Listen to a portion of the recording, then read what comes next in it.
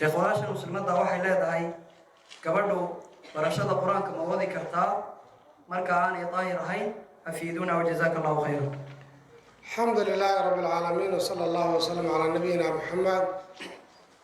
barashada qur-aanka qofka dumari way baran kartaa qowlka raajixa ah sida ay tahay, laakiin musxafka qur-aanka ma qabanayso mana taabanayso.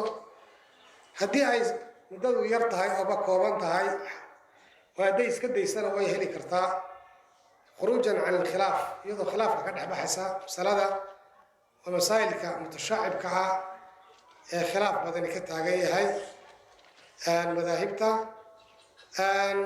adiladeeduna maaragtay gaar ahaan ugu soo arooreyna agarkoodu ay daciif yihiin, laakiin cumuumka axaadiista sheegaysa nabigu calayh isalaatu wasalaam inuu yidhi inii karihtu an adkura allaha ilaa calaa tahaara, ilaahay waxaan maaragtay diiday inaan dee alla xuso iyadoo aanan daahir ahayn. xadiiskaas baa culamada qaar u daliishadeen inay makruuh tahay qofka dumari inay digri la timaado, wa minha alqur'aan, qur-aankaana ka mida digrigii. marka waxaa fiican inay waqtiyadaas ay maaragtay ay xaydka leedahay ama janaabada qabto inay ka fadhiisato barashada qur-aanka. laakiin haddii ay istiraado qur-aanka waad ilaaweysaa oo muddo dheer ay fadhiyayso, yajuusu laha waxaa u bannaan marka inay akhrii karto cala alqowl araajix, qowlka raajixa markaynu qaadano.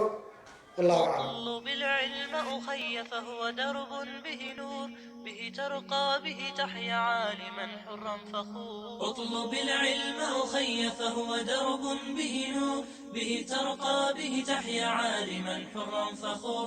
اطلب العلم أخي فهو درب به نور، به ترقى به تحيا عالما حرا فخور. سل إماما عاش في العلم دهورا ودهور، يطلب العلم ببذل حتى ضمته البحور. سل إماما عاش في العلم دهورا ودهور، يطلب العلم صابرا في العلم صبرا حتى سموه صبور. يخرج العلم بفأل مثل ريحان الزهور، صابرا في العلم صبرا